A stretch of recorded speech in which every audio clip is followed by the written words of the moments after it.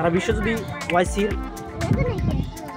53টা রাষ্ট্র আছে, সেখানে 53 রাষ্ট্রের মধ্যে কমপক্ষে আপনার 50টা বা 49টা রাষ্ট্র আজকে সরকারিভাবে করতেছে। আজকে মালয়েশিয়া দেখেন, সিঙ্গাপুর দেখেন, তারা আমাদের পূর্বে তারা উইক করতেছে। আসলে নিয়মকানুন, আইন, আল্লাহর আইন কানুন সারা বিশ্বে একই ধরনের।